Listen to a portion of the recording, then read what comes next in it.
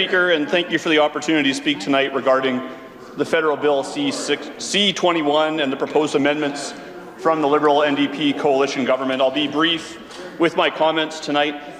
Mr. Speaker, it goes without saying that I have some grave concerns about this piece of federal legislation and the recent proposed amendments that would widely expand the list of banned firearms in this country. And I think I can really put my concerns in two buckets, Mr. Speaker. I think one bucket's the intention of the bill, and then the other bucket is the implication of the bill. Now, when it comes to the intention of the bill, and other members have talked about this, we've been told it's about public safety.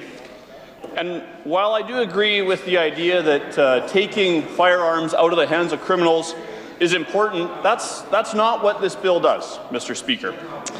This bill is taking legally purchased and licensed firearms out of the hands of law-abiding Canadians, including many in our province, who use their firearms for legitimate reasons, Mr. Speaker. They use them for hunting, for target shooting, for defending livestock and crops, Mr. Speaker. Now, Mr. Speaker, if the federal government is looking for ways to help with public safety in Saskatchewan, I've got a few ideas for them, Mr. Speaker. If we want to talk about an area of federal jurisdiction, why not step up enforcement at the borders into our country in terms of firearms being illegally smuggled into Canada? When it comes back right here in our communities in this province, Mr. Speaker, our government has made significant investments in the last 2 years, in the Saskatchewan Trafficking Response Team, in the Warrant Enforcement and Suppression Team, and crime reduction teams all across the province, one of which, another one, is coming to the Battlefords very soon.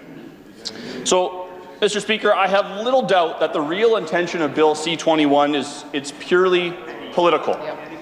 The Liberal NDP coalition are stoking fear about firearms to folks that don't use or own firearms. If the Liberal NDP government spoke to firearms owners and users, they would quickly learn that there isn't much common sense in this piece of legislation. As I said, Mr. Speaker, this is political. Bill C-21 isn't just a gun grab, it's a vote grab. Now, I'd like to illustrate my concern about the implication of Bill C-21. And I'd like to remind the House about something that happened over the summer. Now, over the summer, some in this House may remember that it came to light that there were federal employees trespassing on private land to test private water bodies. Now, when I heard about this, I was immediately concerned and wrote a letter to Minister Guilbeault, the Federal Environment Minister. But, Mr. Speaker, the Federal Environment Minister dismissed my comments as, quote, misinformed rhetoric. But wouldn't you know it, Mr. Speaker, wouldn't you know it, just a few days later, the federal government admitted that that was happening, that they did have employees testing private water bodies here in Saskatchewan. Now, I would say that it seems that Minister Guilbeault is misinformed about what's happening in his own department, Mr. Speaker. Now, Mr. Speaker, we believed then and still do believe now that the purpose of this water testing was to build a case for the proposed fertilizer emission reduction. And I don't need to tell this House, but I will say it again, that reduction would have devastating impacts on our agricultural sector when it comes to productivity, which then in turn would lead to negatively impacting the food security here in Canada and around the world. Now, Mr. Speaker, I bring up this example to show that the Liberal NDP federal government is ignoring the principles on which this country was founded. We're a confederation. We're a group of unique provinces knit together in a federation where the success of one province is good for the whole group and vice versa. But in that confederation, Mr. Speaker, there is jurisdictional separation. The federal government looks after some things, the provincial government looks after other things. We don't have the right to form a military here in Saskatchewan or sign bilateral free trade agreements with other countries, but we do have jurisdiction over many other areas, one of which is developing our own natural resources. Now, Bill C-21 is another example of an Ottawa knows best mentality, and the federal government inserting themselves in every area possible. And the passage of Bill C-21 means that the federal government would take another step towards mandating every detail of life here in Saskatchewan. Now, Mr. Speaker, how this all circles back to this Legislative Assembly here in Regina it's quite simple in my mind.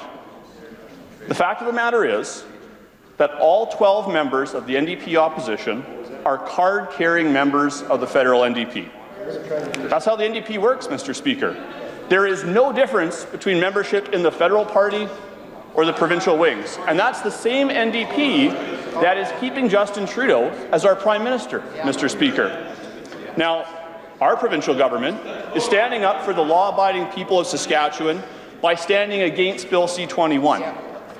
The NDP members opposite, they have a chance to do the same thing. They have a chance to speak up, and not just in this House, and not just the member for Rosemont, but all 12 of those opposition members have a chance to stand up for the people of this province.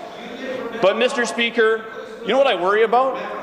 I worry that the loyalty to their federal party is blinding them on this issue, Mr. Speaker. Now, Mr. Speaker, I personally don't have any membership in any federal political party.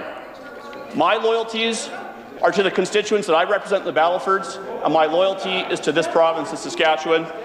Full stop, Mr. Speaker. So tonight I will be supporting the motion brought forward by the Minister of Corrections, Policing and Public Safety. Thank you.